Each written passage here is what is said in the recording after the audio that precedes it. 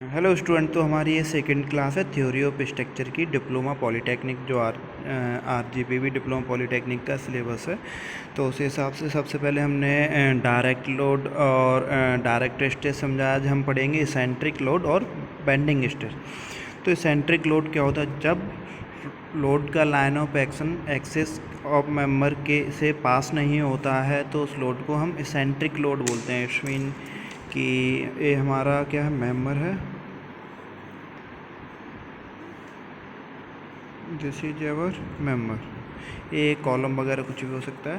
तो अब जो हमारा लाइन, इसका एक्सिस कहाँ पे हमारे इस मेंबर का सेंटर से रहता है, तो हमारा ये सेंटर से क्या है, एक्सिस ऑफ मेंबर। इसको हम नाम दे देंगे एक्सिस ऑफ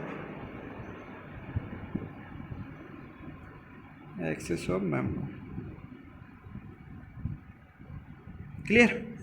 अब जो हमारा लोड आएगा इसमें क्या है, उसका लाइन ऑफ एक्शन से एक्सेस लोड का जो लाइन ऑफ एक्शन है ना, मेंबर के एक्सेस से पास नहीं होता है। तो हमारा जो लोड अगर यहाँ पे पड़ रहा है ना, पीज लोड, तो यहाँ पे नहीं है, मतलब इसके लाइन ऑफ एक्शन पे नहीं है। जैसे डायरेक्ट स्ट्रेस में हमने क्या देखा था, यहाँ पे मैं डायरेक्ट स्ट्रेस का बता रहा हूँ। डायरेक्ट स्ट्रेस में एक्सेस ऑफ है और यहीं पे क्या पड़ लग रहा था, हमारा लोड लग रहा था। क्लियर? ये कौन सा स्ट्रेस होगा इसमें? डायरेक्ट लोड होगा, ये डायरेक्ट लोड। और इसकी वजह से जो आएगा स्ट्रेस, वो आएगा, वो कौन सा, वो स्ट्रेस आएगा डायरेक्ट स्ट्रेस। एंड ये कौन सा, इसेंट्रिक लोड। इसको अपन इसेंट्रिक लोड का डायग्राम बोलेंगे, इसको इसेंट्रिक लोड। मतलब कि हमारे लाइन ऑफ एक्शन पे नहीं है, ये क्या है, लाइन ऑफ एक्शन से थोड़ा डिस्टेंस पे है।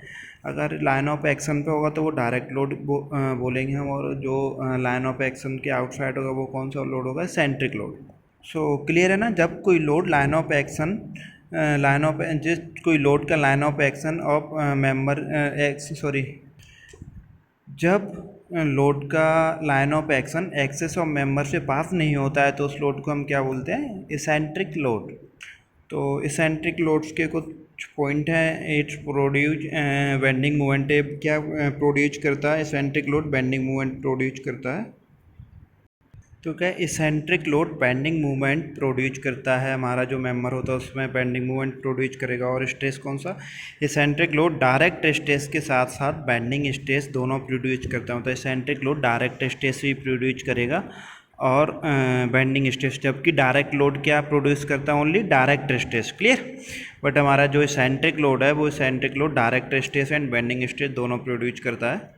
नेक्स्ट है बेंडिंग स्ट्रेस। तो बेंडिंग स्ट्रेस क्या है? बेंडिंग स्ट्रेस इसेंट्रिक लोड के द्वारा प्रोड्यूस जो होती है जब हमारे कॉलम पर ये हमारा मेंबर है। तो हमने देखा कि ये हमारा एक्सेस ऑफ मेंबर है, देन यहाँ पर हमारा लोड लग रहा था।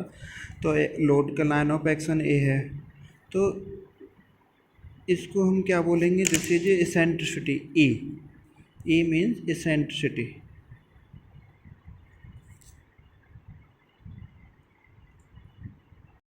तो ये जो ई है इसेंट्रिसिटी। देन ये जो, तो लोड यहाँ पर लगेगा तो क्या, बेंडिंग स्ट्रेस और डायरेक्ट स्ट्रेस दोनों एक साथ प्रोड्यूस जो होती हैं, तो इसको हम इसेंट्रिसिटी बोलेंगे।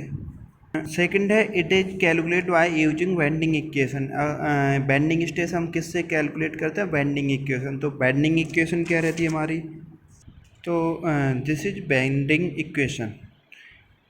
अब बेंडिंग इक्वेशन से हम कैसे निकालेंगे? सबसे पहले मैं बताता हूँ, M equal to movement of inertia and M equal to moment and moment क्या रहता है? फोर्स इनटू परपेंडिकुलर डिस्टेंस, अभी मैं बताऊंगा। एंड नेक्स्ट है I is equal to movement of inertia and stress है। एंड ये क्या, वाई जो वर्टिकल मैक्सिमम डिस्टेंस रहती है न्यूट्रल, ये जो एक्सट्रीम फाइबर से न्यूट्रल, बाय क्या है, एक्सट्रीम फाइबर से जो मैक्सिमम डिस्टेंस होती है। एंड ई जो ए है, M equal to moment, I is equal to movement of inertia and sigma equal to bending stress Y equal to maximum distance for neutral axis of the extreme fibre. तो अब यहाँ से हम क्या करेंगे, M upon I and sigma upon Y को लेंगे।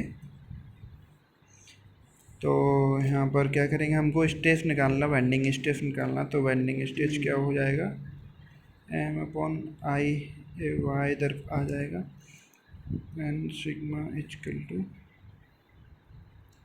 M upon. तो हम इस बाय को हम ऐसे लिख सकते हैं नीचे, क्योंकि इसके बटे में आ जाएगा, अगर ऊपर जाएगा तो मल्टीप्लाई होगा। इस तरीके से हम इसको लिख सकते हैं। तो भी नोट है कि हमारा जो सेक्शन मॉडुलस है ना, सेक्शन मॉडुलस,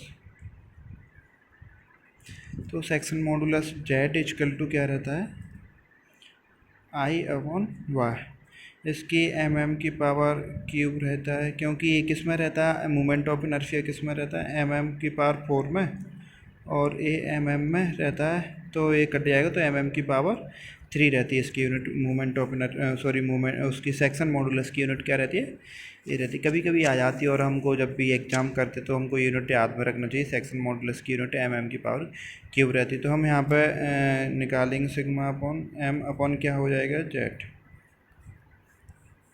तो इस तरीके से हम बेंडिंग स्ट्रेस निकालते, तो बेंडिंग स्ट्रेस को हम लिख लेंगे हम यहाँ पर, bending stress equal to moment upon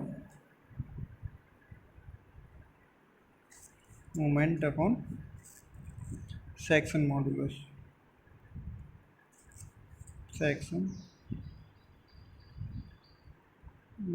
clear. ये हमारा क्या है, बेंडिंग स्ट्रेस, एंड इसकी यूनिट क्या हो जाएगी, यूनिट है हमारी newton per mm square. Clear है गाइस।